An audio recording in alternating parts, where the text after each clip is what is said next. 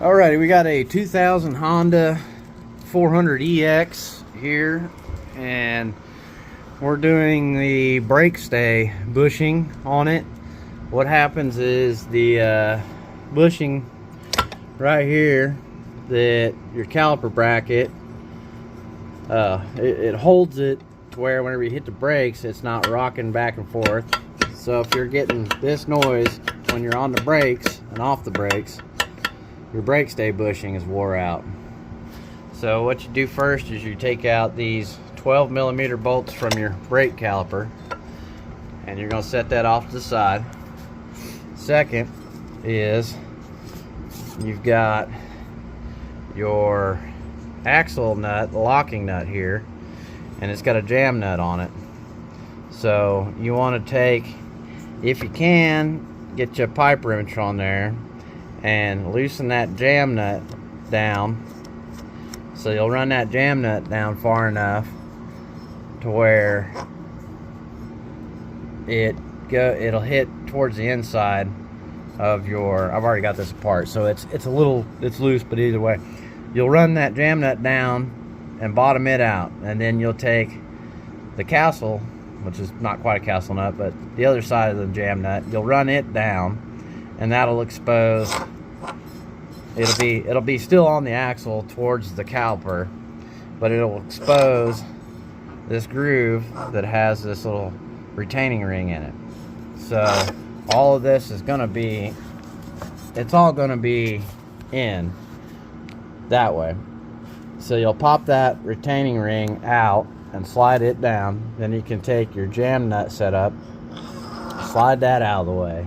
That exposes the caliper. The caliper, you tap it out of the carrier, slide it out of the way. Next, you're going to have this snap ring, and it's going to be around the carrier in that groove. So you'll pop that snap ring off, slide it out of the way. Then you've gotten to your caliper bracket. So you'll pop your caliper bracket off, out of the way. That's the stud for your brake stay bushing. Get you a bushing. I bought mine from Partzilla. Put your bushing on. As notice it's got flat sides and round sides. You take it where them flat sides are running front and back with the bike. That way when you put your caliper bracket back on, it sets inside the groove like that. So now you've got it back in the groove. You'll take and you'll knock everything back tight with your brake caliper bracket. You'll reinstall the snap ring onto your carrier. Slide your hub back over the splines.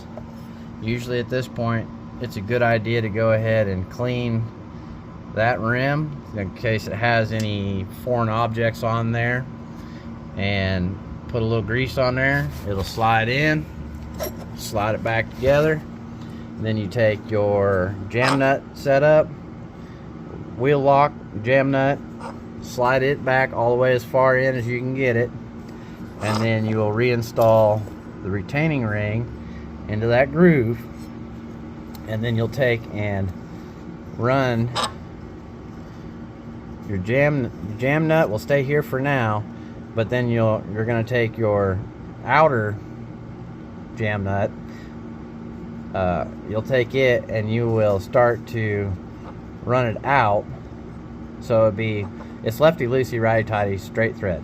So you'll take that, and everything will be tight at this point, all the way back to the axle again, and then that retaining ring will be in that groove, and then you will separate this, basically separates out, and this here is what holds against that retaining ring, and it tightens everything back in on your carrier. So after you've got that all reinstalled, you put your brake caliper back on and go ahead and put your bolts back in. I like to put a little blue Loctite on those, thread locker, that way that you know it's not going to come out. Anything that is vibrating, you know, you put a little retaining Loctite on. That's Weird. That came out of nowhere. So that is how you do the brake stay bushing on your Honda 400EX. At this point as well, when you've got everything loose, would be a good point to go ahead and check your chain for tension. And here's how you adjust it. It's got an offset hole in that carrier, and as you turn that carrier one way or the other, it tightens it or loosens it. So then you'll know, if your chain's wore out, if you're at maximum adjustment, it's about time for a new chain. So that concludes this video. I'm gonna get this put back together, and we've got a couple other little things to do on the front end of this bike. It has got to have the, hey, lift up on that steering stem. The steering stem bearing, you can see how loose that is down there. We're gonna have to replace that bearing and the seals, and we're gonna replace this bushing while we're at it. And I'm gonna get a secondary video up of that.